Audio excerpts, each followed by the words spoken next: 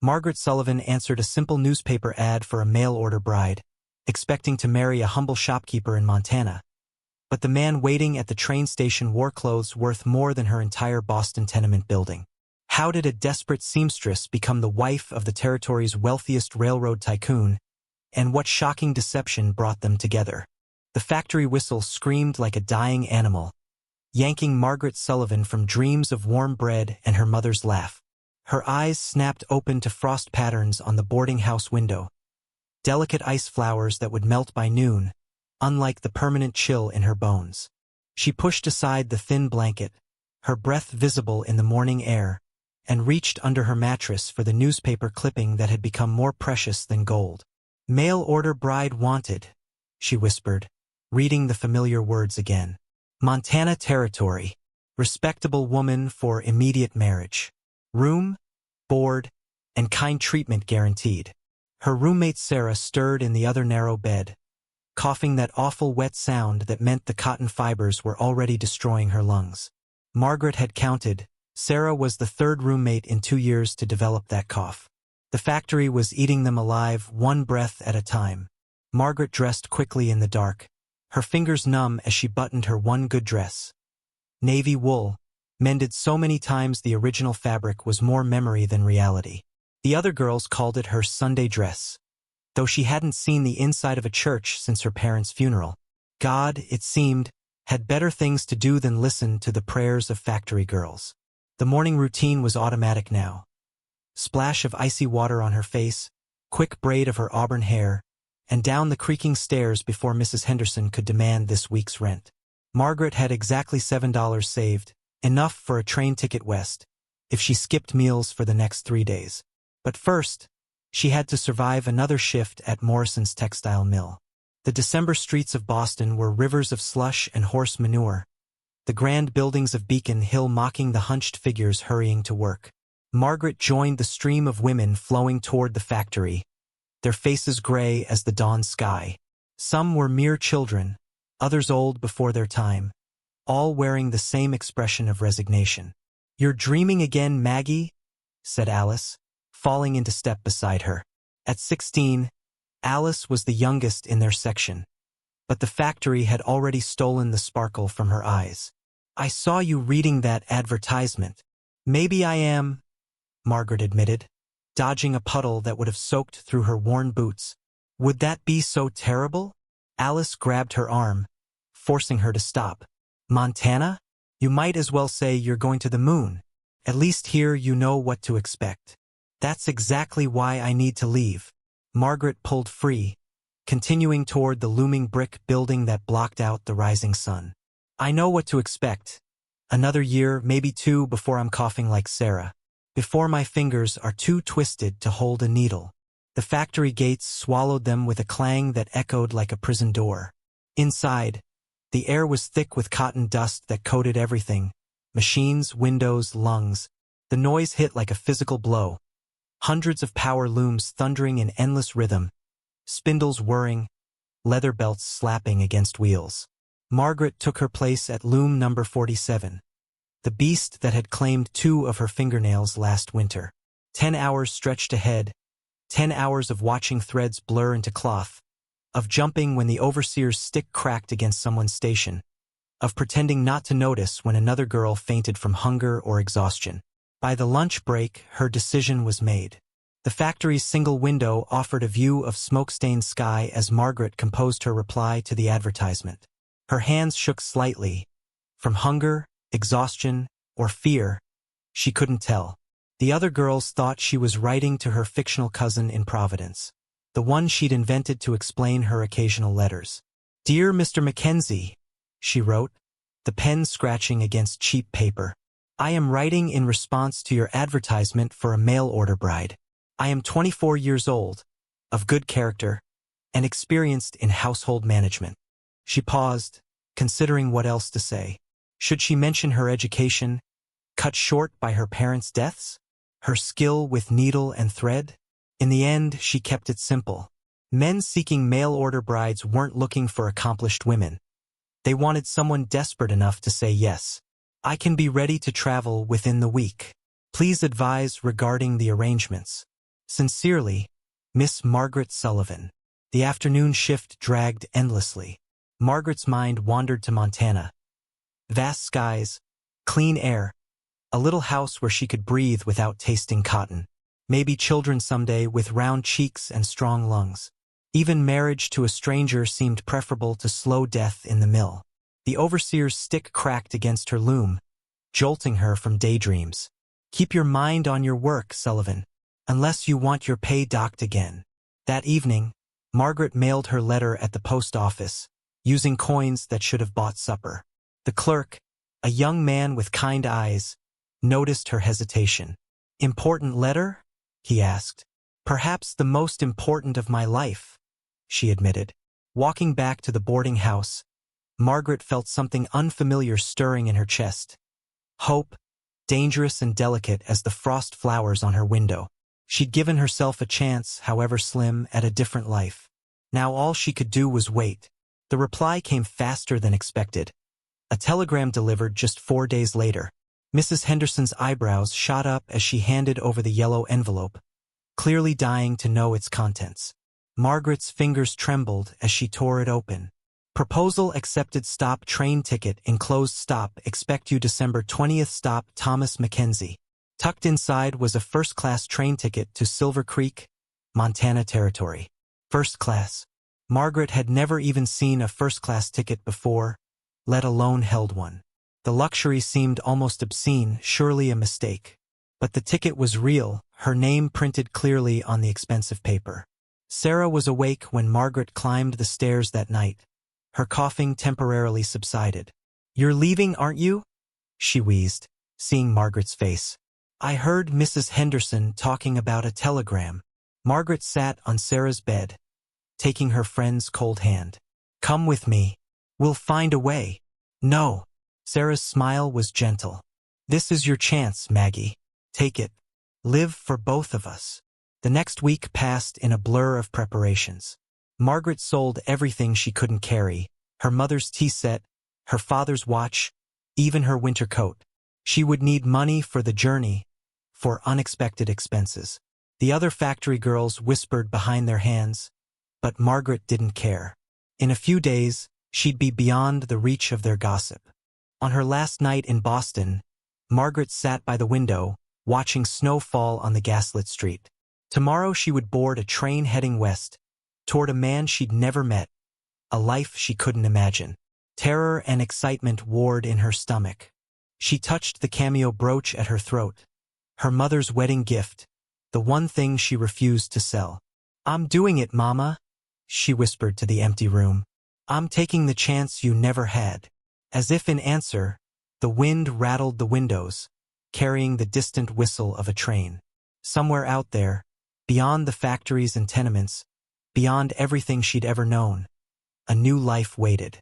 All she had to do was find the courage to claim it. Margaret Sullivan, factory girl, would board that train tomorrow. But who would step off in Montana? The question both thrilled and terrified her. She fingered the first-class ticket again, wondering about the man who had sent it. Thomas Mackenzie. Even his name sounded solid, respectable. A knock at the door interrupted her thoughts. Alice stood in the hallway, clutching a small package. "I brought you something," she said, thrusting it forward. "For the journey." Inside was a pair of thick wool stockings and a small jar of preserves. "My mother made the jam," Alice explained. "She says Montana winters are fierce." Tears pricked Margaret's eyes. These girls, who had so little, were giving her pieces of themselves to carry west. She hugged Alice tight, memorizing the moment. That night, Margaret dreamed of endless skies and mountains that touched the clouds. In her dream, a faceless man waited at a train station, holding a sign with her name. But when she tried to approach him, the platform stretched longer and longer, keeping them forever apart. She woke with a start, heart pounding. Through the window, the first hints of dawn painted the sky pink and gold. Today. The word echoed in her mind like a drumbeat. Today everything would change. Margaret dressed carefully in her traveling clothes, the navy dress, freshly pressed, and her mother's cameo.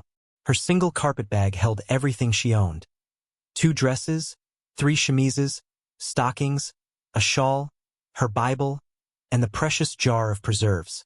The first-class ticket was tucked safely in her bodice, close to her heart. The walk to the train station felt surreal. Factory girls streamed past her toward the mill, barely glancing at the woman walking against the tide. Did they see anything different about her? Could they tell she was escaping? North Station loomed ahead, its clock tower reaching toward the heavens. Steam from waiting trains mixed with the morning fog, creating an otherworldly atmosphere. Margaret's steps slowed as reality struck. She was really doing this, leaving everything familiar for a promise written in a newspaper. Inside the station, the world transformed. Ladies in fur coats glided past, followed by porters carrying mountains of luggage. Men in silk top hats read newspapers while sipping coffee from china cups.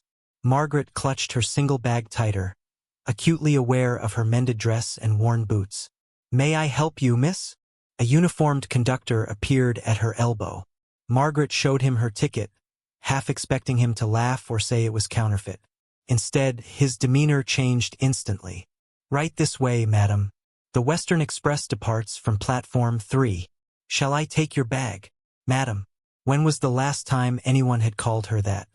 The train wheels shrieked against frozen rails as Margaret pressed her forehead to the glass, watching Montana's mountains rise like jagged teeth against the pearl-gray sky.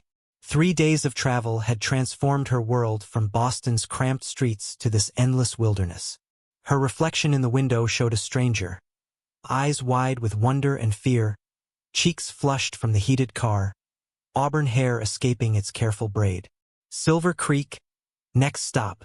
The conductor's voice boomed through the first-class car, making her jump. Around her, elegant passengers gathered belongings without hurry. A woman in green velvet caught Margaret staring and smiled kindly. "First time in Montana, dear?" Margaret nodded, not trusting her voice. Her stomach churned with questions. What if Thomas Mackenzie took one look at her mended dress and sent her back? What if he was cruel? Old? Drunk? The newspaper advertisement had promised kind treatment, but promises were cheap as winter sunshine. The train slowed, steam hissing like angry snakes. Through the frost-laced window, Silver Creek emerged from the morning mist. A proper town with brick buildings, church spires, and streets lined with wooden sidewalks. Much larger than she'd imagined. Her heart hammered against her ribs as the platform came into view. And there he stood. Margaret's breath caught. The man holding a sign with Miss Sullivan, written in bold letters, was nothing like she'd pictured. Tall and broad-shouldered, he wore a coat that probably cost more than her yearly wages at the factory. Silver threaded his dark hair at the temples, and even from a distance, his bearing commanded attention. This couldn't be right. This man belonged in Boston's finest drawing rooms, not meeting a mail-order bride in Montana. The train lurched to a stop. Margaret's fingers fumbled with her carpet bag, suddenly aware of every mended seam, every worn spot on her dress. She stepped onto the platform, legs shaking, and the mountain air hit her like a slap, sharp, clean, scented with pine. "Miss Sullivan?" His voice was deep, cultured. Up close, she saw his eyes were the color of storm clouds, intense and searching. "I'm Thomas Mackenzie. There must be some mistake," she blurted, then immediately wished she could swallow the words. His eyebrows rose slightly. "You are Margaret Sullivan from Boston? You answered my advertisement."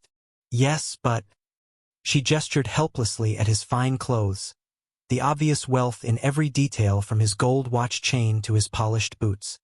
"Your letter said you were a shopkeeper." "I said I lived near the general store." A small smile played at his lips. "Which is entirely true. Shall we?" He offered his arm like a gentleman escorting a lady to the opera.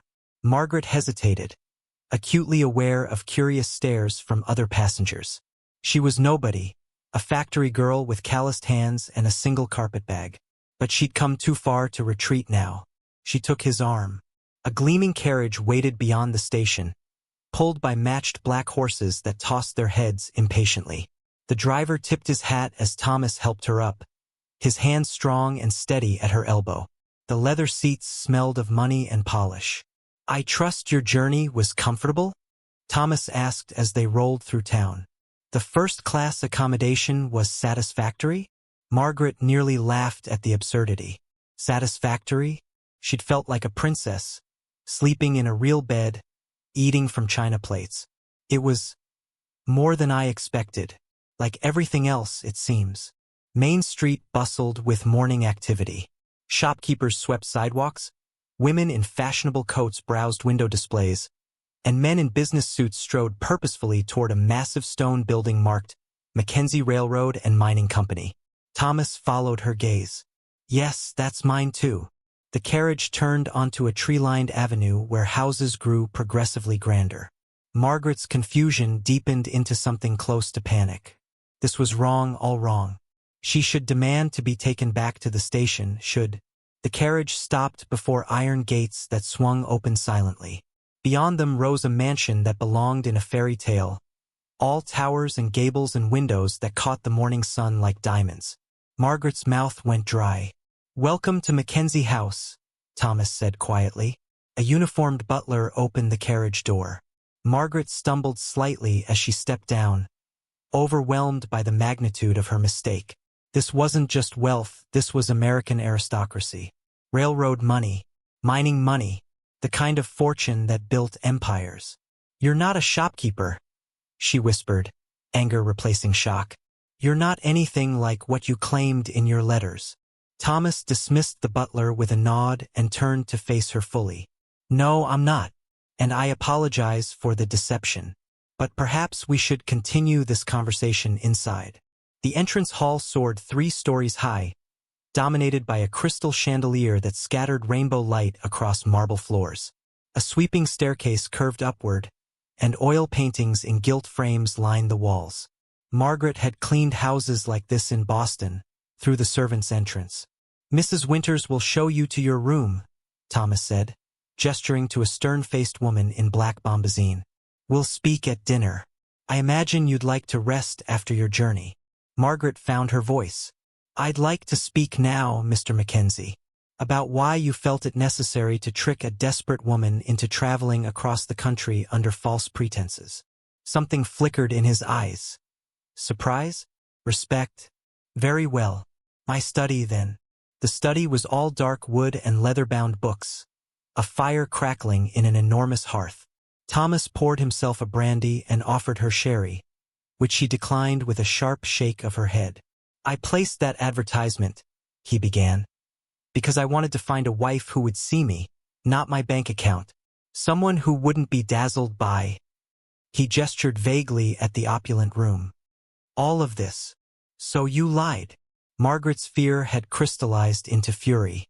You took advantage of women with no options. Women desperate enough to marry a stranger, just to play some game? It wasn't a game. His voice hardened. I've been engaged 3 times, Miss Sullivan. Each time to a woman who saw dollar signs instead of a person. Each time ended when they revealed their true nature. One tried to empty my accounts before the wedding. Another was found in a compromising position with my business rival. And the third, he stopped, pain crossing his features. The third attempted to have me declared mentally unfit so she could control my assets. Margaret sank into a leather chair, her anger deflating slightly. But surely there are honest women of your own class. Are there? He laughed bitterly. In my world, marriage is a business merger. Love, companionship, genuine connection. These are fairy tales for the poor. He moved to the window, staring out at the manicured grounds. I wanted something real. Someone who would marry Thomas Mackenzie, not the Copper King of Montana. The title hung in the air between them. Copper King. She'd read about such men in the newspapers, industrial titans who controlled entire territories. And she'd agreed to marry one, thinking he sold dry goods and penny candy. What happens now? She asked quietly. You've seen that I'm exactly what I claimed. A factory girl with nothing to offer someone like you. Thomas turned from the window, studying her with those storm-gray eyes. What I see is a woman brave enough to cross a continent for a chance at a better life. Honest enough to be angry at deception. strong enough to speak her mind to a man who could buy and sell her hometown. He paused. Stay through Christmas. That's all I ask. If you still wish to leave, I'll provide a generous settlement and passage anywhere you choose. And if I stay, then we proceed as planned. A wedding, but only if you're willing. No tricks, no deception. You'll know exactly who you're marrying. Margaret touched her mother's cameo, thinking of the factory, of Sarah's cough, of endless days that ground women into dust. Here was luxury beyond imagining. But at what price? Marriage to a stranger who'd already proven himself capable of elaborate deception? Through Christmas, she agreed finally. But I sleep in a locked room, and you keep your distance. Of course. He inclined his head formally. Mrs. Winters will see to your comfort. Dinner is at 7. We dress for the evening meal. Dress for dinner? Margaret almost laughed. She owned exactly 2 dresses, and he'd already seen the better one. Her room turned out to be a suite larger than her entire Boston boarding house. A canopied bed dominated one wall, while tall windows overlooked gardens dusted with snow. The bathroom, her own private bathroom, featured a massive clawfoot tub and gilt fixtures. Mrs. Winters bustled about, directing maids who unpacked Margaret's pitiful carpet bag. Mr. Mackenzie has instructed me to arrange a wardrobe for you, the housekeeper said, eyeing Margaret's worn dresses with polite distaste. The seamstress will arrive this afternoon for measurements. That won't be necessary, Margaret began, but Mrs. Winters cut her off. Mr. Mackenzie insists. You'll need appropriate attire for the Christmas ball, at the very least. Christmas ball? Margaret sank onto a velvet settee, feeling like Alice tumbling down the rabbit hole. This morning she'd been a factory girl. Now she was... What? A guest? A potential bride? A charity case? A maid appeared with tea service on a silver tray. Real silver, with delicate china cups painted with roses. Margaret's hands trembled as she lifted the pot. It was heavier than she expected, and she nearly dropped it. Allow me, miss, the maid said gently, taking over with practiced ease. Shame burned Margaret's cheeks. She didn't belong here, didn't know the rules of this glittering world. What was she thinking, agreeing to stay? Thomas Mackenzie might want a wife who saw beyond his wealth, but how could she ever be comfortable in this palace? The seamstress arrived precisely at 2, armed with fabric samples and fashion plates from Paris. Margaret stood like a mannequin as measurements were taken, overwhelmed by discussions of silk versus satin, bustles versus trains. The emerald velvet, I think, the seamstress declared, to complement your coloring, and the burgundy silk for Christmas dinner. This is too much, Margaret protested. I can't accept. Mr. Mackenzie's orders were quite specific, the woman replied firmly. You're to have everything necessary for your position. Her position. The words echoed as Margaret stared at her reflection in the full-length mirror. What exactly was her position? She wasn't his wife, wasn't even officially his fiancée. She was a guest who might disappear after Christmas, yet he was spending a fortune on gowns she might wear only once. By evening, Margaret's simple navy dress had been whisked away for freshening, and she found herself laced into borrowed silk the color of storm clouds. A maid arranged her hair in elaborate curls, fastening it with pearl-tipped pins that probably cost more than a month's factory wages. The dining room could have seated 50, but only 2 places were set at one end of the massive table. Crystal and silver gleamed in the light of 3 chandeliers. Thomas rose as she entered, approval warming his eyes. You look lovely, Miss Sullivan. Margaret's cheeks heated.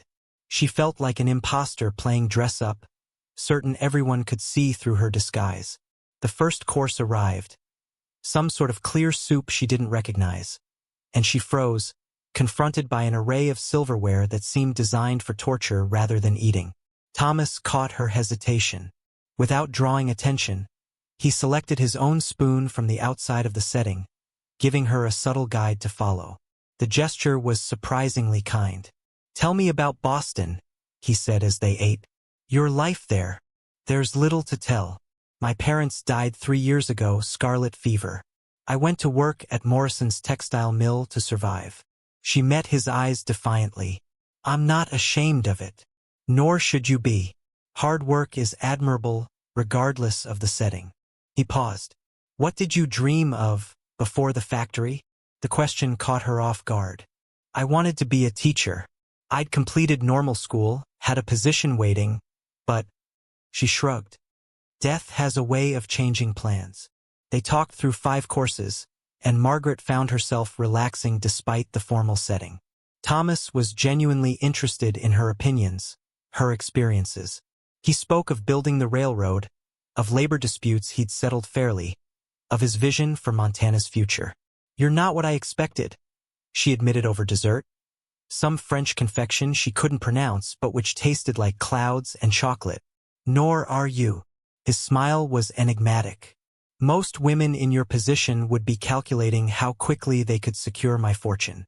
You look ready to bolt at any moment. The thought has crossed my mind, she confessed. This world, it's not mine. I don't know the rules, the expectations. I'm terrified I'll use the wrong fork and scandalize society. Thomas laughed. A rich, genuine sound that transformed his face. Society needs scandalizing now and then. Besides, I didn't advertise for a society wife. I advertised for a partner. After dinner, he showed her the conservatory. A glass palace filled with orange trees and exotic flowers that perfumed the air. Snow fell softly outside, creating a magical contrast with the indoor garden. My mother built this, Thomas said, touching an orchid's delicate petals. She came from humble beginnings too, a miner's daughter who married the man who would become the territory's first millionaire. She never forgot where she came from. Is that why you chose this method? To find someone like her? Perhaps. He turned to face her fully. Or perhaps I'm simply tired of emptiness in a house built for family. Tired of conversations that never venture beyond gossip and fashion. Tired of… He stopped abruptly. Forgive me. I'm being maudlin. Margaret surprised herself by touching his sleeve. It's the most honest you've been since we met. Their eyes locked, and for a moment, the air between them charged with possibility. Then Thomas stepped back, the moment broken. It's late. You must be exhausted from your journey. Back in her suite, Margaret unpinned her hair and stared at her reflection. The elegant woman in the mirror bore little resemblance to the factory girl who'd boarded a train in Boston. But underneath the silk and pearls, she was still Margaret Sullivan. Still uncertain, still afraid, still wondering if she'd made the biggest mistake of her life. A soft knock interrupted her thoughts. A maid entered with a tray of hot chocolate and a folded note. Miss Sullivan. The note read in bold handwriting. Thank you for giving me a chance. T.M. Margaret touched the heavy paper, tracing the words with her fingertip. Thomas Mackenzie was offering her a world beyond her wildest dreams. But at what cost? Could she truly be mistress of this grand house? Wife to one of the territory's most powerful men? Or would she always feel like an interloper, forever looking over her shoulder for the moment when everyone realized she didn't belong?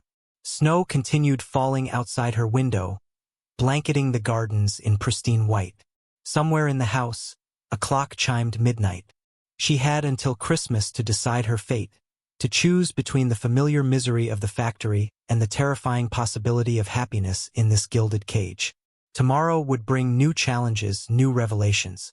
But tonight, Margaret Sullivan fell asleep in a feather bed, her dreams filled with orange blossoms and storm-gray eyes, wondering if fairy tales might sometimes come true, even for factory girls brave enough to answer an advertisement in a newspaper. The china plate felt heavier than a week's worth of laundry in Margaret's hands. She'd never eaten off anything so fine. Back in Boston, they used tin plates that clanked against wooden tables. Now she sat in a dining room bigger than her entire boarding house, while servants in crisp uniforms moved silently around her like ghosts. You haven't touched your food, Thomas said, his voice carrying across the long table. He sat at the far end, looking more like a king than a man who'd written those simple letters about wanting a companion. Margaret forced herself to take a bite of the fancy meat on her plate. It melted in her mouth, nothing like the tough scraps she'd boiled back home. It's very good, she managed. though her stomach churned with questions. Thomas set down his fork with a soft clink that seemed to echo. You want to know why I lied? It wasn't a question. Margaret met his eyes, surprised by the sadness she saw there. This wasn't the look of a man who enjoyed tricking people. I own half this town, Thomas continued, gesturing to the windows where gas lamps lit the snowy streets. The railroad brings everything in and out. The mines produce more silver than anywhere else in Montana. And yet, he paused, running a hand through his graying hair.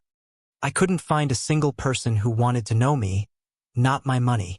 Margaret remembered counting pennies for bread, walking past shop windows full of things she could never afford. So you pretended to be poor? Not poor, just ordinary. Thomas stood and walked to the fireplace, where flames danced behind an iron grate. 3 women agreed to marry me before. The first one emptied my safe and ran off with my accountant. The second tried to poison me for the inheritance. Margaret's fork clattered to her plate. Poison. A bitter smile crossed his face. The cook caught her putting something in my coffee. The third. He shook his head. She was honest about it, at least. Said she'd rather die than wake up next to my face every morning. But my money made it bearable. Outside, wind rattled the windows, and Margaret pulled her shawl tighter. She thought of the letter she'd answered, the careful handwriting that spoke of simple dreams. Why me? There must have been others who answered your advertisement. Thomas returned to his chair, but this time he sat closer to her. You were the only one who asked about the town, not the house. You wanted to know if there was a library, not how many servants I kept. His eyes softened. You signed your letter hoping to build a life, not find a fortune. Margaret felt heat rise to her cheeks. She had written those words, sitting by candlelight in her cold room, dreaming of something more than survival. I meant them. I know. Thomas reached across the table, his hand stopping just short of hers. That's why I chose you. A log shifted in the fireplace, sending sparks up the chimney. Margaret stared at his hand, rough and scarred, not the soft hands she'd expected from a rich man. Those aren't the hands of someone who sits behind a desk all day. Thomas turned his palm up, revealing calluses and old burns. I started in the mines when I was 14, worked my way up loading coal, laying track, fixing engines. He flexed his fingers. Money can buy a lot of things, but it can't erase the past. Margaret thought of her own hands, pricked by countless needles, roughened by lye soap. And now I have more money than I could spend in 10 lifetimes. His voice dropped.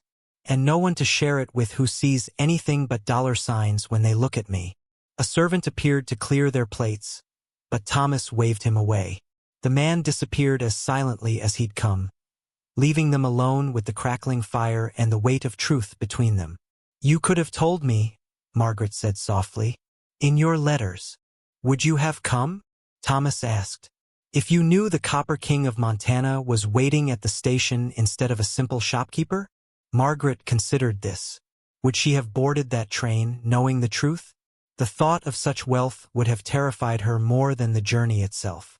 Probably not, she admitted. Then I'm glad I didn't tell you.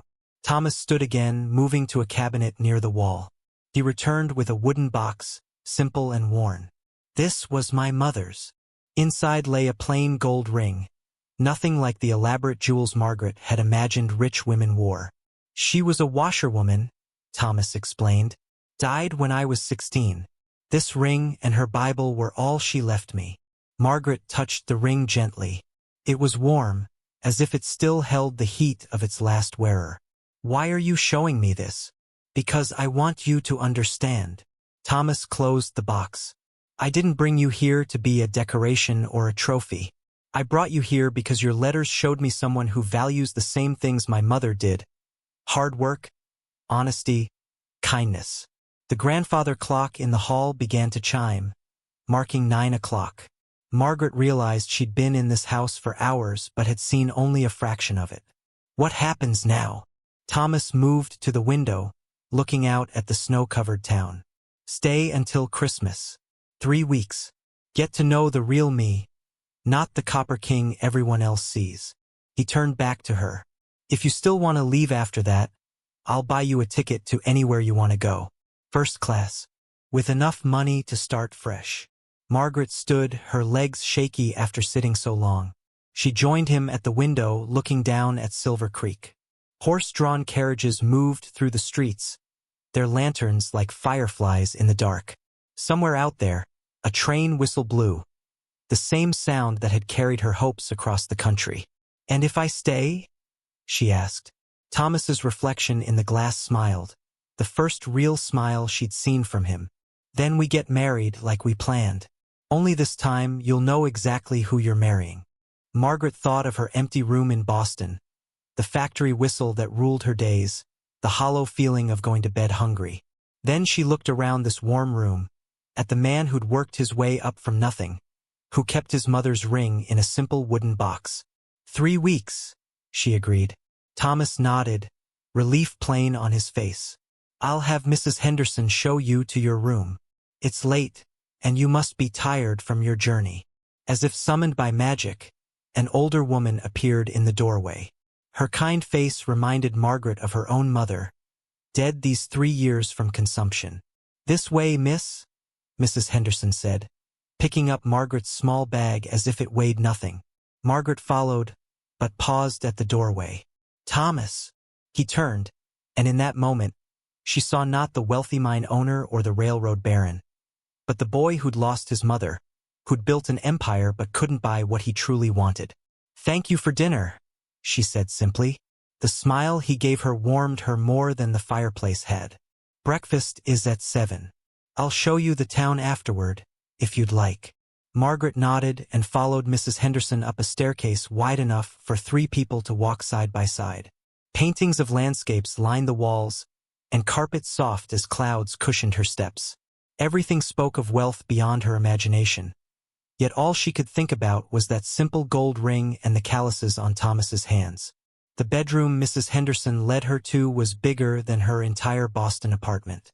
A fire already crackled in the hearth, and the bed looked like it could sleep a family of 5. "If you need anything, just ring this bell," Mrs. Henderson said, pointing to a silk cord by the bed. "Kitchen's always got something warm, even at midnight." After the housekeeper left, Margaret sat on the edge of the bed, still wearing her coat. She pulled out the letter that had brought her here, worn from reading, creased from traveling. The careful handwriting hadn't changed, but now she saw what she'd missed before. The paper was too fine, the ink too good for a simple shopkeeper. She'd been so desperate to leave Boston, so eager to believe in a fresh start, that she'd ignored the signs. Or maybe she'd seen only what she wanted to see. A knock at the door made her jump. "Come in," she called, expecting Mrs. Henderson. Instead, Thomas stood in the doorway, looking uncomfortable. "I forgot to give you this," he said, holding out another wooden box. "It's not. I mean, you don't have to." Margaret took the box, touched by his awkwardness. Inside lay a silver brush and mirror set, engraved with roses.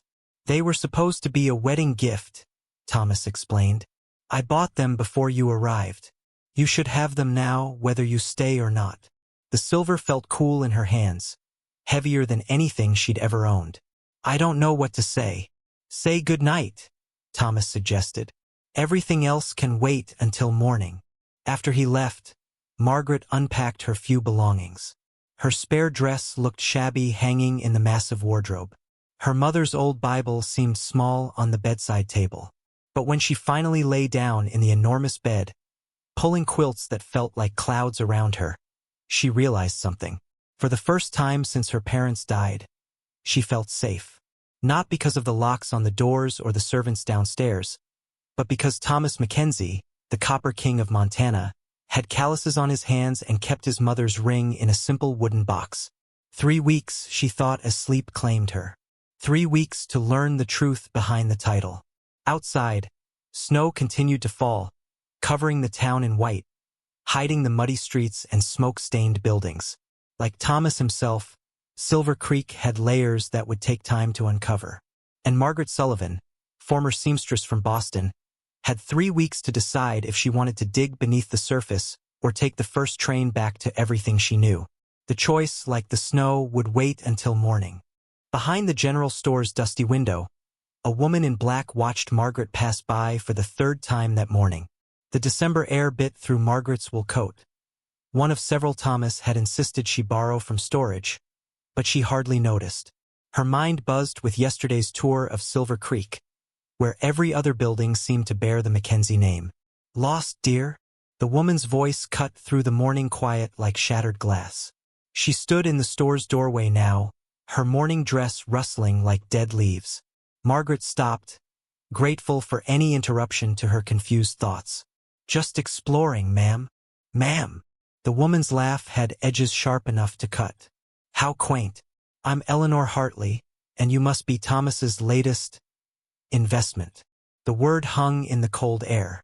Margaret straightened her spine, a habit from years of facing Boston society ladies while delivering their dresses. Margaret Sullivan, his fiancée. Eleanor's painted lips curved into something that wasn't quite a smile. "Of course you are. Come inside, dear.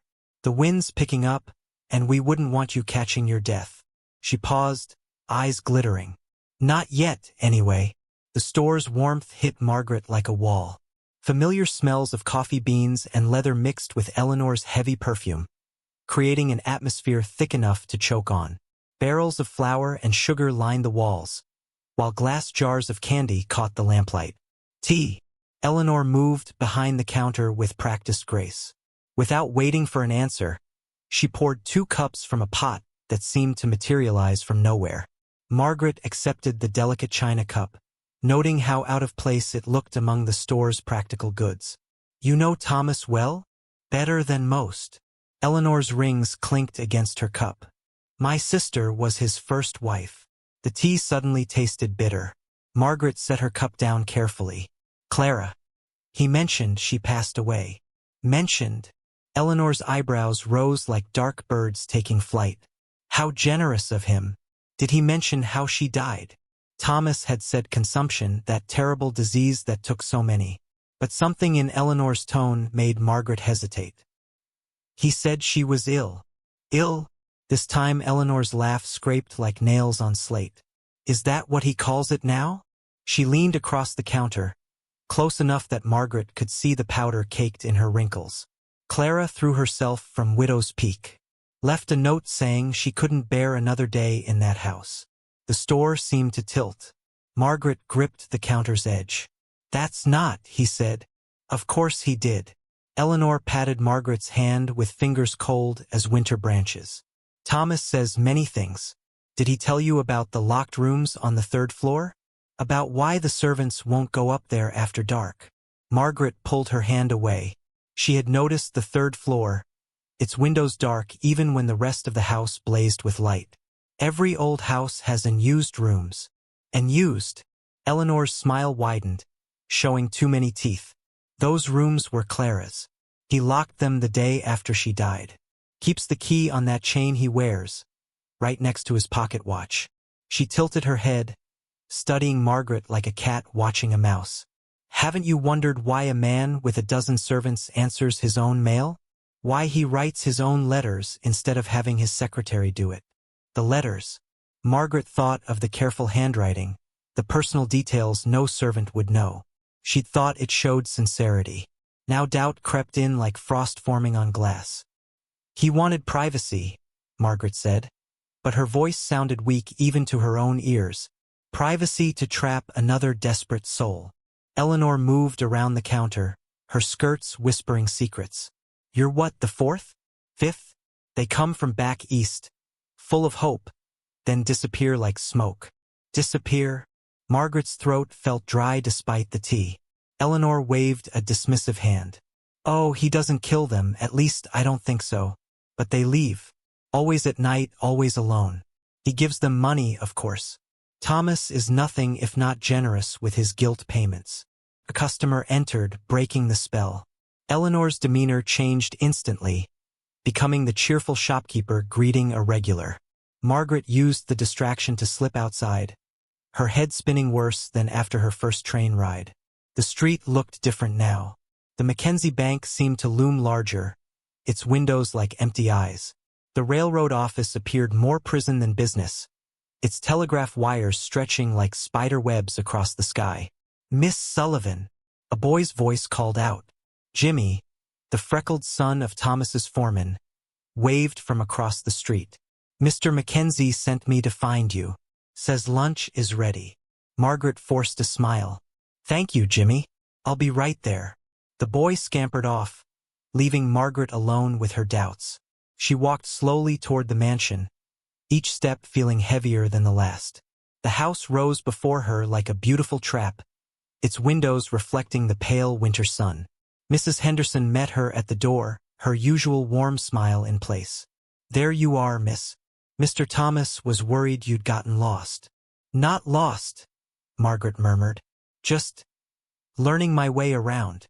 Lunch waited in the small dining room, the one Thomas preferred for everyday meals. He stood when she entered, concern creasing his forehead. "You're pale. Is everything all right?" Margaret studied him as if seeing him for the first time. The kind eyes that crinkled when he smiled. The patient way he explained the town's history. The gentle manner with his servants. Could this man really hide such darkness? "I met Eleanor Hartley," she said, watching his face carefully. Something flickered in his eyes. Pain? Anger? Before his expression smoothed. "Ah, she told me about Clara." Thomas set down his napkin with deliberate care. "What exactly did she tell you?" "That Clara killed herself. That she jumped from Widow's Peak because she couldn't bear living here anymore." Silence stretched between them like a wire pulled tight. Finally, Thomas spoke, his voice low and tired. "Eleanor believes what she needs to believe." "What does that mean?" He stood, moving to the window that overlooked the garden. Snow had covered the rose bushes, turning them into white ghosts. "Clara was troubled long before she came here. Her family hid it well. The mood swings, the wild accusations, the days she wouldn't leave her room." Margaret remained silent, waiting. "I tried to help her," Thomas continued. "Brought in doctors from San Francisco, specialists from Chicago. Nothing worked. She became convinced I was poisoning her food, that the servants were spying on her." He turned back to Margaret, looking older than his years. "The night she died, she'd been calm for weeks. I hoped." "The locked rooms?" Margaret asked softly. "I couldn't bear to change anything. Her books, her clothes, her paintings. They're all still there." He touched the chain at his vest. "I keep the key to remind myself that sometimes love isn't enough." Margaret rose and moved closer to him. This near, she could see the silver threads in his hair, the deep lines around his mouth. "Why didn't you tell Eleanor the truth?" "Because she needs someone to blame, and I have broad shoulders." Thomas smiled sadly. "Besides, what good would it do? Clara is gone. Eleanor's anger keeps her sister's memory alive, even if it's twisted. But she's spreading lies about you. Let her." He reached out, then let his hand fall. "The truth has a way of surviving, Margaret. Like those roses out there. Buried under snow now, but come spring, they'll bloom again." A discreet cough announced Mrs. Henderson's presence. "Begging your pardon, sir, but the mining supervisors are here for the weekly meeting." Thomas nodded. "I'll be right there." He turned to Margaret. "We'll finish this conversation at dinner. There's more you should know." After he left, Margaret wandered the house with new eyes. She noticed things she'd missed before. The piano in the music room, covered but dust-free, as if waiting for someone to play it again. The bookshelves with gaps where volumes had been removed. The portraits in the gallery, including one of a young woman with Eleanor's sharp features but gentler eyes. Clara. In the library, Margaret found what she hadn't realized she was looking for. A newspaper from 3 years ago. The headline read, "Tragedy at Widow's Peak." But it was the subheading that caught her eye. "Mrs. Mackenzie's death ruled accidental." "Accidental? You won't find the truth in there," Mrs. Henderson said from the doorway. She carried a tea tray, her sturdy shoes silent on the thick carpet. "Newspaper folk write what sells papers, not what happened." Margaret folded the paper carefully. What did happen? The housekeeper set down the tray and poured 2 cups with practiced movements. I was here that night. Heard the whole thing. She settled into a chair, looking older than her years. Miss Clara had been doing better, talking about spring planting, ordering new dresses from San Francisco. Then she got a letter. From who? Her sister. Mrs. Henderson's mouth tightened. Full of poison, it was, telling Clara that Mr. Thomas was planning to have her committed, that he'd found someone younger, prettier. She shook her head. All lies, but Miss Clara couldn't see that. So she ran out into the storm. Mr. Thomas went after her, but the rain made the paths slick. By the time he reached Widow's Peak, the housekeeper dabbed her eyes with her apron. He blamed himself. Still does. Margaret sipped her tea, tasting truth bitter as medicine. Why would Eleanor do that to her own sister? Money, Mrs. Henderson said simply. Miss Eleanor had debts, gambling mostly. She'd been asking Miss Clara for money, and Mr. Thomas had put his foot down. No more handouts, he said. The housekeeper's voice dropped. Some folks can't stand seeing others happy when they're miserable themselves. That evening, dinner felt different. Margaret watched Thomas across the table, seeing not the Copper King or the mysterious millionaire, but a man who'd lost someone he tried to save. When he offered to show her Clara's rooms, she accepted. The 3rd floor smelled of lavender and dust. Thomas unlocked the door with the key from his chain, his hands steady but his eyes distant. Inside, twilight painted everything in shades of blue. The canopied bed, the writing desk, the easel by the window. She loved to paint, Thomas said, touching a canvas showing Silver Creek in spring. Not very well, but with enthusiasm. Margaret moved through the room like a ghost herself, careful not to disturb anything. On the desk lay a half-finished letter, the ink long dry. She didn't read it. Some privacies should remain intact. Eleanor said others came before me, she said quietly. Other women who left in the night. Thomas actually laughed, though it held no humor. There were 2 others after Clara. The first lasted a week before deciding Montana was too rough for her tastes. The second, he shrugged. She preferred my bank account to my company. I gave her what she wanted and sent her on her way. And me? Margaret faced him in the fading light. What do you see when you look at me? Someone who asks about libraries before ballrooms, he said softly. Someone who notices servants' names and thanks them.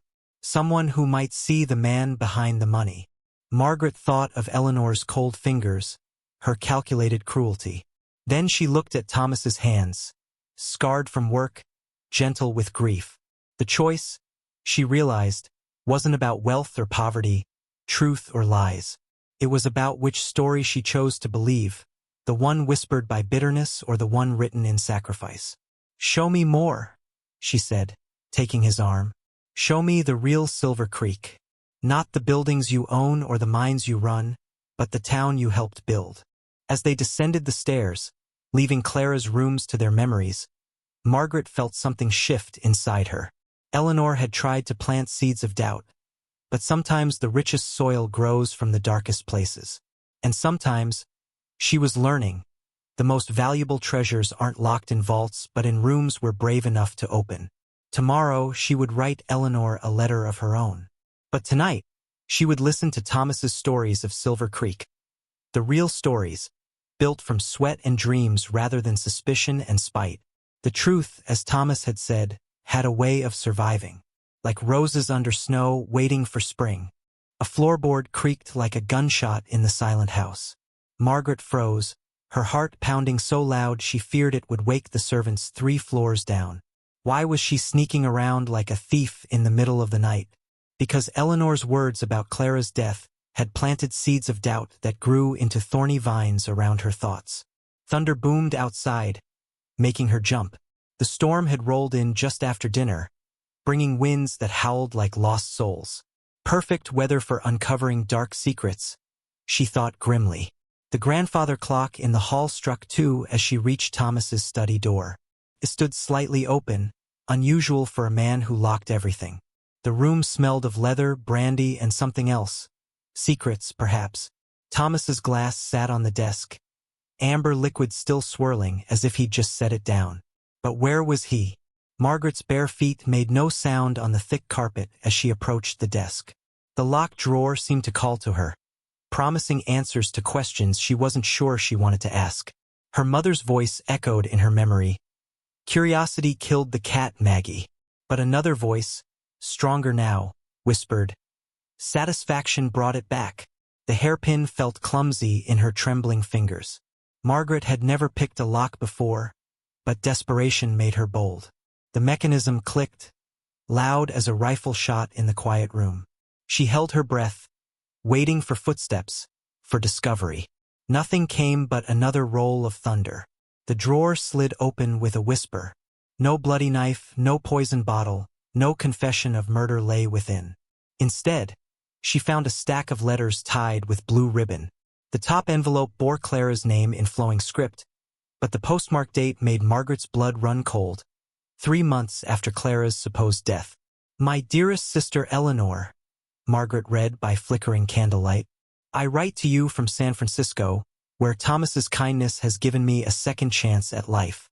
The shame of what I've done, stealing from the railroad to pay your debts, weighs heavily upon me. Thomas could have sent me to prison. Instead, he gave me money and a new name. Please forgive me for the pain I've caused.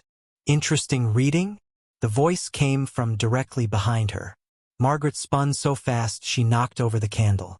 Darkness swallowed the room except for lightning flashes that painted Thomas's face in stark relief. He didn't look angry, worse, he looked disappointed. I had to know, she stammered, letters spilling from her shaking hands. Thomas bent to retrieve them, his movements slow and deliberate. You could have asked. Would you have told me the truth? A sad smile touched his lips. The truth? That I let everyone believe Clara died rather than face scandal?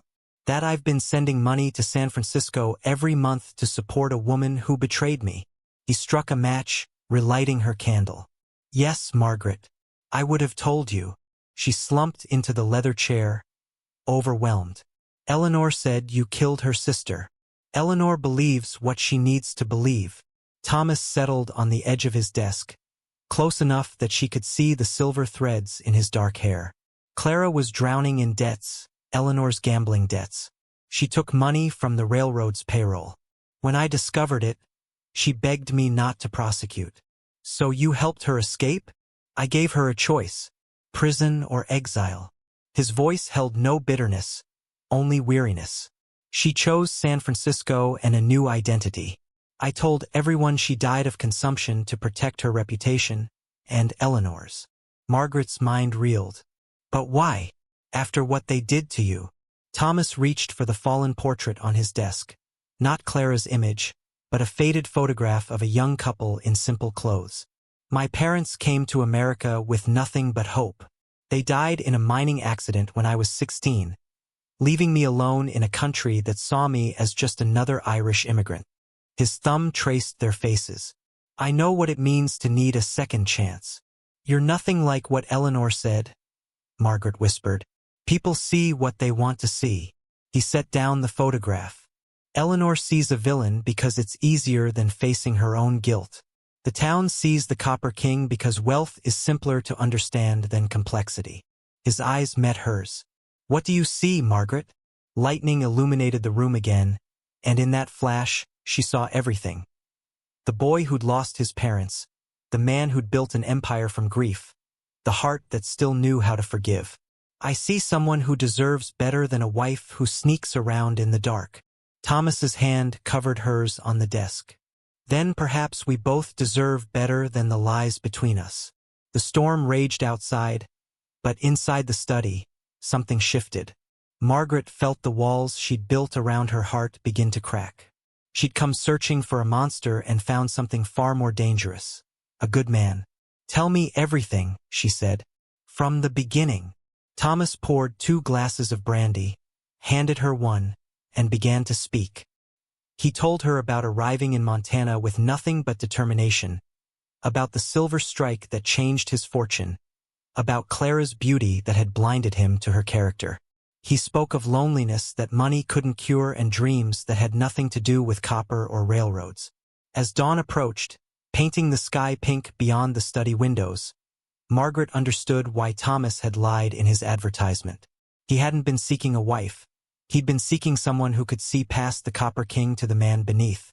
"I should have been honest from the start," he admitted as birds began their morning songs. "We've both been hiding," Margaret replied, thinking of her own secrets. The real reason she'd fled Boston, the debts that had driven her west. "Perhaps it's time we stopped." Thomas raised his glass. "To new beginnings? To truth," she countered, clinking her glass against his. The brandy burned her throat, but it was nothing compared to the fire of revelation burning in her chest. She'd come to Silver Creek as a mail-order bride, expecting servitude. Instead, she'd found something far more precious, a partner in truth. As servants began stirring in the house above, Margaret made a decision. No more locked drawers, no more midnight investigations. If she was going to stay, and she realized now that she wanted to, it would be as Thomas's equal, not his suspicious bride. "There's something I need to tell you," she began, ready to share her own truth about the debts and dangers she'd left behind in Boston. Thomas listened without judgment, and as the sun rose over Silver Creek, two people who'd started with lies finally found their way to honesty. The explosion shattered Christmas Eve like a mirror dropped from heaven. One moment, Margaret was watching Thomas hand out bonus pay to his miners, their children singing carols in the crisp mountain air. The next, the earth itself seemed to scream. The blast wave knocked Margaret backward into a snowbank. Her ears rang as she struggled to her feet. The peaceful scene transformed into chaos. Black smoke poured from the mine entrance like dragon's breath. Women shrieked names of husbands and sons. Children stood frozen, clutching Christmas oranges that suddenly seemed obscene in their cheerfulness. "Cave in!" The cry spread like wildfire. 12 men trapped. Thomas was already running toward the mine, tearing off his fine wool coat as he went. Margaret had never seen him move so fast. Gone was the careful businessman.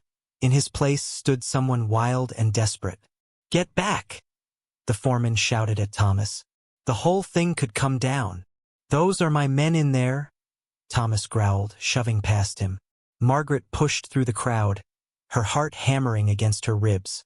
She'd seen Thomas angry, sad, thoughtful, but never like this. His face was set like granite, his expensive clothes forgotten as he grabbed a shovel. "Form a line," he commanded, his voice carrying over the panic. "We need timber for supports. You get the doctor. You bring water and bandages." The miners hesitated. Here was their boss, the richest man in Montana, ready to dig with his bare hands. Then Big Jim Sullivan, no relation to Margaret, stepped forward. "You heard Mr. Mackenzie. Move." What followed was the longest afternoon of Margaret's life. She found herself organizing the women, setting up a makeshift medical station, keeping children occupied and away from danger. All the while, her eyes kept returning to the mine entrance where Thomas worked alongside his men, their class differences erased by shared desperation. "The support beam's failing," someone screamed around sunset. Margaret's blood turned to ice as she saw Thomas disappear into the smoking tunnel. The crowd fell silent, even the children sensing something terrible was about to happen. Minutes crawled by like hours. The mountain groaned, showering rocks from above. Then movement at the entrance. First came 2 miners, supporting a third between them. Then another pair. But where was Thomas? Just as Margaret's hope began to fade, a figure emerged from the darkness. Thomas, his face black with soot, carried young Billy Harper on his back. The 8-year-old had snuck into the mine to surprise his father with a Christmas present, a wooden whistle he'd carved himself. The crowd erupted in cheers as the last trapped miners stumbled into daylight. Wives fell upon husbands. Mothers clutched sons. But Margaret saw only Thomas, who had collapsed to his knees in the snow, coughing black phlegm. She was at his side in an instant. "You fool," she whispered, tears cutting clean tracks down her dusty cheeks. "You beautiful, reckless fool." His laugh turned into another coughing fit. Had to save them. You could have died. They're my responsibility. His eyes met hers, red-rimmed but fierce. Their families trust me. In that moment, Margaret understood something profound. She'd been wrong about Thomas. They'd all been wrong. He wasn't the Copper King ruling from on high. He was one of them, had always been one of them, just wearing finer clothes. Dr. Morrison pushed through the crowd. Let me see those hands, Thomas. Even in the failing light, Margaret could see the damage. Thomas's palms were shredded from clawing at rock, his knuckles split and bleeding. These weren't the soft hands of a gentleman, but the scarred hands of someone who'd never forgotten what real work felt like. Inside, Margaret ordered, supporting Thomas as he swayed. Now, the mansion felt different that night. Word of Thomas's heroism spread faster than wildfire. Miners' wives appeared at the back door with soup and bread. Children left small gifts on the porch, a pretty stone, a hand-drawn picture, that carved whistle from Billy Harper. Margaret cleaned Thomas's wounds by firelight in his study, the same room where she discovered his secrets just last night. How much had changed in 24 hours? Hold still, she murmured, dabbing whiskey on a particularly nasty cut. He hissed through his teeth. That burns worse than the rockfall. Baby. But her touch was gentle as she wrapped clean bandages around his palms. Why did you go in there? You have foreman for this. Thomas was quiet for so long she thought he might have fallen asleep. Then, when I was 16, my parents died in a mine collapse. No one went in after them. The owners said it was too dangerous, not worth risking more lives for immigrant workers. Margaret's hands stilled. I found their bodies 3 days later, when the dust settled. His voice was steady, but she saw the tremor in his jaw. I swore then that if I ever owned a mine, no family would go through that. No wife would wonder if her husband suffered. No child would grow up with that question mark hanging over their head. She resumed her work, blinking back tears. I was going to leave after Christmas, she admitted. I know. How? I saw you counting your money yesterday, checking train schedules. He caught her hand, careful of his bandages. I wouldn't have stopped you, and now I can't imagine leaving. The words surprised her even as she spoke them. When I saw you go into that mine, I realized something. What's that? I've been as guilty as Eleanor, as Clara, as all the others. I saw your money first, your power. I missed the man who reads poetry at midnight, who knows every worker's name, who risks his life for people society says don't matter. Thomas pulled her close, his soot-stained shirt leaving marks on her dress. Neither cared. Stay, he whispered into her hair. Not because I'm rich or powerful, but because you're you, she finished. The real you, the one I was too blind to see. The grandfather clock struck midnight, ushering in Christmas Day. Outside, snow began falling, each flake catching moonlight like tiny stars. The miners' children started singing again, their voices carrying on the cold air. Margaret looked at Thomas's bandaged hands, at the gray in his hair, at the lines worry and weather had carved into his face. She saw not the Copper King of Montana, but Thomas Mackenzie, immigrant son, self-made man, protector of those who had no one else. Merry Christmas, she whispered, kissing his forehead. Best one yet, he replied, pulling her closer. In the distance, church bells began to ring, calling Silver Creek to Christmas service. But Margaret and Thomas stayed by the fire, two people who'd found something more precious than silver or gold. They'd found truth, trust, and the beginnings of real love. Tomorrow would bring questions, challenges, and Eleanor's inevitable return. But tonight, in the warm circle of firelight, with the scent of pine and the sound of carols drifting through the windows, they had everything they needed. The rescue would become legend in Silver Creek, the day the Copper King proved he was really one of them. But for Margaret, it would always be something more. The day she stopped looking for an escape and started building a home. As the fire burned low and Thomas dozed in his chair, exhausted from his heroics, Margaret made a silent promise. No more doubts, no more investigations, no more looking for reasons to leave. She would stand beside this complicated, courageous man, not as a mail-order bride, but as a true partner. The snow continued to fall, blanketing Silver Creek in white, covering the scars of the mine explosion, offering the gift of new beginnings. And in Thomas Mackenzie's study, two hearts that had started with deception finally found their way to truth. The door exploded inward, slamming against the wall with enough force to shatter the crystal vase on the entry table. Eleanor Hartley stood framed in the doorway, her usually perfect hair wild, her eyes blazing with something between grief and madness. "You've killed her!" she screamed, waving a crumpled telegram like a weapon. "Clara's dead. Really dead this time, and it's your fault." Margaret stepped between Eleanor and Thomas, her heart racing but her voice steady. In the week since Christmas, since the mine rescue, something fundamental had shifted inside her. She wasn't the frightened girl from Boston anymore. "Calm yourself, Mrs. Hartley," Margaret said, surprised by her own authority. "You're making a scene." Eleanor's laugh bordered on hysteria. "A scene? My sister threw herself into San Francisco Bay because this man," she jabbed a finger at Thomas, "abandoned her to shame and poverty." Thomas moved to speak, but Margaret held up her hand. No, this was her battle now.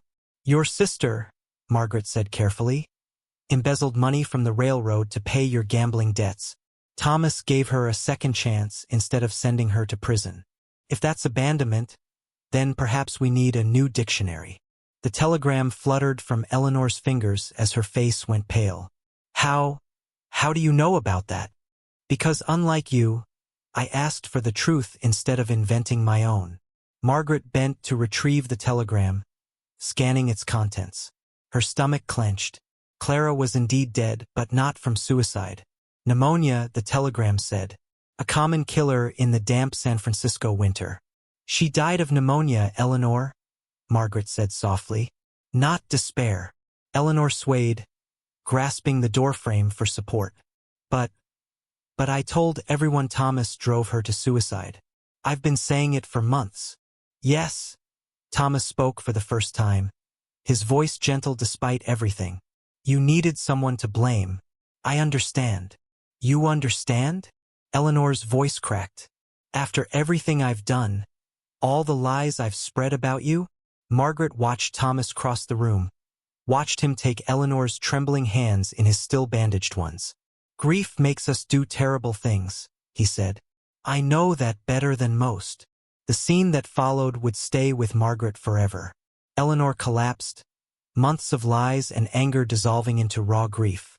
Thomas guided her to a chair, called for tea, treated her with the same compassion he'd shown Clara. "Why?" Eleanor whispered when she could speak again. "Why be kind to me now?" "Because," Margaret answered, understanding flooding through her. "That's who he is.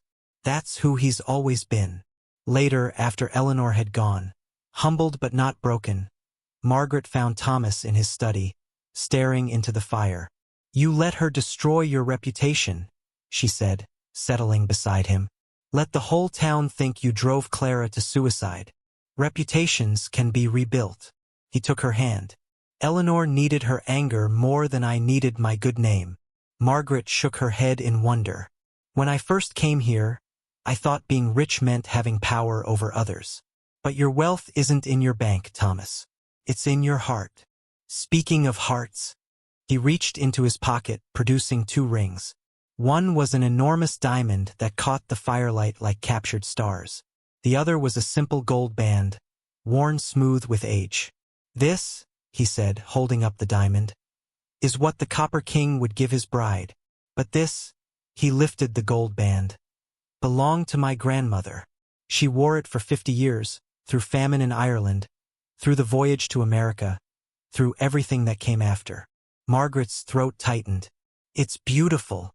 "Margaret Sullivan, I'm asking you to marry me. Not as the mail-order bride I deceived, not as someone seeking escape, but as my partner, my equal, my love." She touched the simple gold band. "No more lies. No more lies. Although," he hesitated, "there is one more thing I haven't told you." Margaret's heart stuttered. "What?" "I hate pickled herring. Absolutely despise it. But you seemed so proud of your mother's recipe last week. I ate 3 pieces. Her laughter echoed through the study. Thomas Mackenzie, are you telling me the great Copper King was defeated by a fish? By a woman's smile, he corrected, slipping the gold band onto her finger. Will you marry me, Margaret? Will you help me build something better than copper mines and railroads? Yes, she whispered. Yes to all of it. The kiss that followed tasted of promises and new beginnings. Outside, Silver Creek prepared for New Year's celebrations, unaware that in the Mackenzie mansion, 2 hearts were already celebrating their own renewal. But their moment was interrupted by pounding at the door. Thomas frowned. Now what? Margaret followed him to the entry hall, where Sheriff Watson stood, hat in hand, snow dusting his shoulders. Sorry to disturb you, Mr. Mackenzie, but there's trouble at the Henderson place. Banks trying to foreclose. Jim Henderson's locked himself inside with a shotgun. Says he won't let them take his family's home. Thomas was already reaching for his coat. On New Year's Eve, those vultures have no shame. Thomas. Margaret touched his arm. Let me come with you. He hesitated, then nodded. Partners. Partners. The scene at the Henderson farm was tense. Bankers huddled in the snow, sheriff's deputies fingered their weapons, and from inside came the sound of children crying. Jim Henderson's voice carried through the windows. I've got nothing left to lose. Jim, Thomas called out. It's Thomas Mackenzie. Let me help. Help? Came the bitter reply. Like you helped Clara? Everyone knows what you did. Margaret stepped forward before Thomas could respond. Mr. Henderson, I'm Margaret Sullivan. I'm going to be Mrs. Mackenzie soon, and I'd like to tell you what really happened with Clara. Silence from the house. Taking that as permission, Margaret raised her voice so everyone could hear. Bankers, deputies, the gathering crowd of townspeople. She told them everything. Clara's theft, Thomas's mercy, the truth about her departure to San Francisco. The man you think you know, she concluded, isn't real. The real Thomas Mackenzie saved 12 miners last week with his bare hands. The real Thomas Mackenzie forgave people who betrayed him. And right now, the real Thomas Mackenzie wants to help you keep your home. The door creaked open. Jim Henderson emerged, shotgun lowered. That true, Mr. Mackenzie? About Clara? Every word, Thomas confirmed. Now, about this foreclosure. What followed was a masterclass in negotiation. Thomas bought the Henderson debt on the spot, restructuring it into payments the family could manage. But he didn't stop there. Gentlemen, he addressed the bankers. I'm establishing a new policy. Any family facing foreclosure can apply for assistance through the Mackenzie Foundation. We'll review each case, provide legal help, restructure loans where possible. You can't save everyone, one banker protested. No, Thomas agreed, but I can try. As they rode home through the snowy streets, church bells began tolling midnight. New Year's Day, 1886, had arrived. You were magnificent, Thomas told Margaret. The way you stood up to Eleanor, the way you spoke to the crowd. I learned from watching you, she replied, though I still have questions. Such as, the Mackenzie Foundation? When did you establish that? His grin was boyish. About 30 seconds before I announced it. Partners. Partners, she laughed. Though perhaps we should discuss major financial decisions in the future? Absolutely. Right after we plan the wedding. The mansion glowed with light as they approached, and Margaret saw figures moving inside. Her heart sank. More emergencies? But when they entered, they found the house full of people. Miners and their families, shopkeepers, ranchers, even Eleanor Hartley, arranging flowers with trembling hands. Surprise! The shout nearly lifted the roof. Big Jim Sullivan stepped forward. We heard there's to be a wedding. Figured we'd start the celebration early. But how did you know? Margaret asked, bewildered. Mrs. Murphy from the boarding house winked. In a town this size, news travels faster than those fancy telegraphs. What followed was the most unusual New Year's party Silver Creek had ever seen. The Copper King's mansion, usually so formal, rang with laughter and music. Children slid down the grand banister while their parents pretended not to notice. Someone produced a fiddle, and soon couples were dancing in the ballroom. Margaret found herself whirled from partner to partner. Miners with coal-stained hands, ranchers smelling of leather and sage, young Billie Harper standing on her feet to reach proper dancing height. "You've changed everything," Eleanor said when they found themselves alone by the punch bowl. "I came here tonight to apologize, but watching you, I think I came to learn." "Learn what?" "How to see people as they really are, not as my prejudices paint them." Eleanor's smile was fragile but genuine. Could you teach me?" Before Margaret could respond, Thomas appeared, slightly disheveled from dancing with miners' wives. "Eleanor, I have a proposition. The Mackenzie Foundation will need someone to oversee its operations. Someone who understands desperation, who's made mistakes and learned from them." Eleanor's eyes widened. "You're offering me a job? After everything?" "I'm offering you a purpose," Thomas corrected. "What you do with it is up to you." As Eleanor struggled with tears, Margaret squeezed Thomas's hand. This was what she loved most about him, his ability to see potential where others saw only problems. The party continued until dawn, when the revelers finally departed, leaving the mansion strewn with evidence of joy. Margaret and Thomas stood on the front porch, watching the sunrise paint the mountains gold.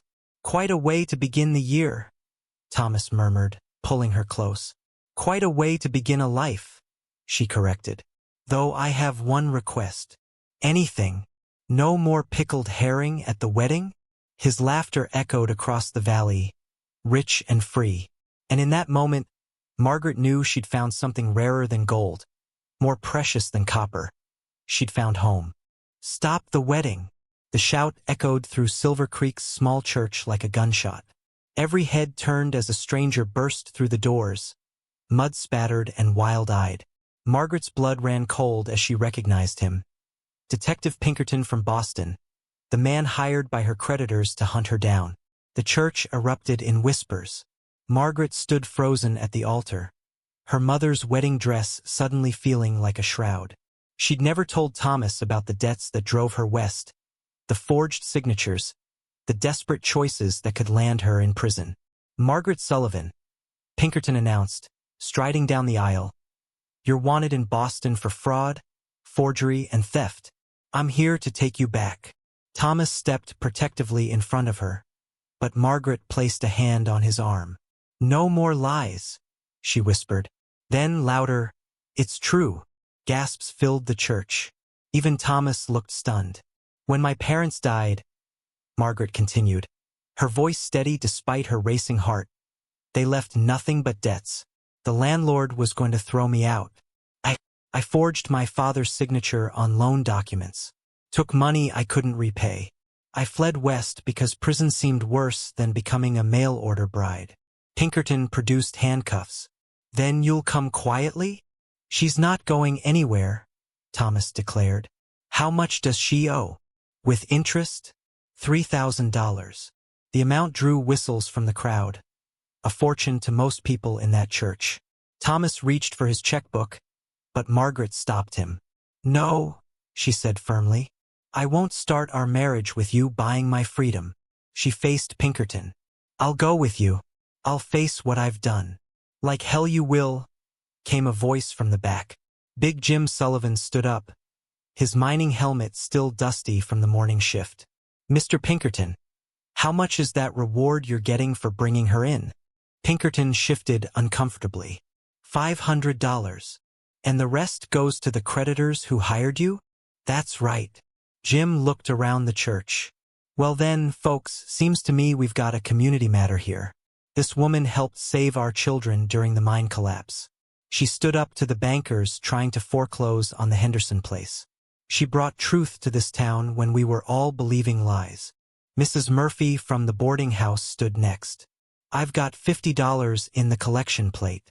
"And I've got 30, called out Doc Morrison. One by one, the townspeople rose. Miners, shopkeepers, ranchers. People who had nothing in common except their respect for the woman who'd shown them Thomas's true character. Even Eleanor Hartley, sitting in the back row, opened her purse. Within 20 minutes, they'd raised $2,000. The church had become something more than a wedding venue. It had become a courtroom where a community rendered its verdict. Thomas added the final $1,000, but not as charity. Consider it her first month's salary as director of the Mackenzie Foundation, he announced. A position she's more than earned. Pinkerton looked at the pile of money, then at the determined faces surrounding him. This is highly irregular. So is love, Margaret replied. So is forgiveness. So is community. The detective counted the money twice, signed a receipt, and handed it over. The debt is paid in full. But Mrs. Mackenzie, you should know that running from problems rarely solves them. I'm not running anymore, Margaret said, taking Thomas's hand. I'm building. As Pinkerton left, Reverend Mills cleared his throat. Well, now that's settled. Shall we proceed with the wedding? Laughter replaced tension as everyone returned to their seats. But the ceremony that followed was different from the one they'd planned. It wasn't just a union of two people anymore. It was a community celebrating its own power to transform lives. Do you, Margaret Sullivan, take this man? Reverend Mills began. I do, she interrupted, earning chuckles. Sorry, Reverend. I've waited long enough. Thomas slipped his grandmother's ring onto her finger. With this ring, I thee wed, and with my worldly goods. We'll share them, Margaret finished, and put them to good use. Their kiss was interrupted by cheers that rattled the church windows. As they walked back down the aisle, Margaret noticed details she'd been too nervous to see before. Miners still wearing their work clothes, children fidgeting in hand-me-down Sunday best, women who'd walked miles from outlying ranches. These were her people now, her family. The wedding reception filled the mansion's ballroom, but it was unlike any society event Silver Creek had seen. Instead of a string quartet, they had fiddles and harmonicas. Instead of champagne, they had homebrewed beer and apple cider. Children raced through the halls while their parents pretended not to notice. Not quite what you expected when you advertised for a bride? Margaret teased as they shared their first dance. Better, Thomas replied, spinning her around. I advertised for a wife and got a partner, a teacher, a conscience. And I answered an ad for escape and found a purpose. She gestured to the crowd. Look at them, Thomas. 6 months ago, half these people thought you were a monster. Now they'd fight for you. They fought for you today, he corrected. You showed them who I really am, but more importantly, you showed them who they could be. As the afternoon wore on, Margaret found herself pulled aside by Eleanor, who looked transformed in a simple gray dress instead of her usual black. I have something for you, Eleanor said, producing Margaret's mother's cameo. I couldn't sell it. Every time I tried, I heard your voice talking about recognizing true worth. Margaret closed Eleanor's fingers around the brooch. Keep it. Let it remind you that change is possible. I don't deserve. None of us deserve grace, Margaret interrupted.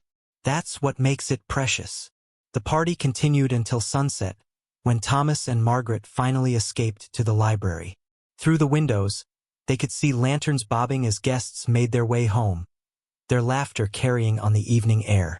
We should start the foundation's work tomorrow, Margaret said, already planning. The Henderson situation showed us how many families are struggling. Already thinking about work on your wedding night? Thomas teased. I'm thinking about our real fortune, she replied. Not the copper or the railroad, but the chance to make a difference. Thomas pulled her close. When I wrote that advertisement, I was trying to trick someone into seeing past my wealth. Instead, I found someone who showed me what wealth really means. A knock interrupted them. Young Billy Harper stood in the doorway, clutching something behind his back. Sorry to bother you, Mr. and Mrs. Mackenzie, but I made something. He produced a wooden carving, 2 figures standing hand in hand. It's you two. I used the wood from the mine supports you helped put up after the collapse. Margaret knelt to his level. It's beautiful, Billy. Thank you. Pa says you're going to help folks like us keep our homes. Is that true? Yes, Thomas answered. Your pa's going to help us figure out how to do it right. After Billy left, Margaret studied the carving. The figures were rough but unmistakable, one tall and broad-shouldered, the other smaller but standing equally strong. He sees us as equals, she murmured. That little boy sees what others missed. Children often see clearest, Thomas agreed. They haven't learned to be blinded by society's expectations. As night fell over Silver Creek, Margaret stood at the window, watching stars emerge above the mountains. The woman who'd boarded a train in Boston, desperate, deceived, and running from her past, was gone. In her place stood Margaret Mackenzie, partner in the territory's most powerful enterprise, director of a foundation that would change countless lives, and wife to a man whose true wealth lay in his heart. Regrets? Thomas asked, joining her at the window. Only that I didn't see the truth sooner. She turned to face him. I came here expecting servitude and found service. Expected deception and found depth. Expected to be owned and learned to be an owner, not of things but of purpose. The railroad whistle sounded in the distance, the same whistle that had announced her arrival months ago. But now it didn't sound like escape or endings. It sounded like connection, possibility, and beginnings. Shall we? Thomas gestured toward the stairs. One moment. Margaret moved to his desk, where the original advertisement lay preserved under glass. Taking up a pen, she wrote across the bottom, "Position filled beyond all expectations." As they climbed the stairs together, Margaret reflected on the journey that had brought her here. She'd answered an ad seeking a transaction and discovered a transformation. The mail-order bride had become a full partner, the desperate woman had become a community leader, and the Copper King had revealed his heart of gold. Tomorrow would bring new challenges. Managing the foundation, navigating society's expectations, building a marriage based on truth rather than pretense. But tonight, as moonlight silvered the mountains and Silver Creek settled into sleep, Margaret Sullivan Mackenzie knew she'd found her true fortune. Not in copper or silver, but in the courage to see beyond appearances to the genuine gold within. In the quiet of their room, as Thomas extinguished the lamp, Margaret touched the simple gold band on her finger and smiled. Sometimes the greatest wealth comes disguised as desperate choices.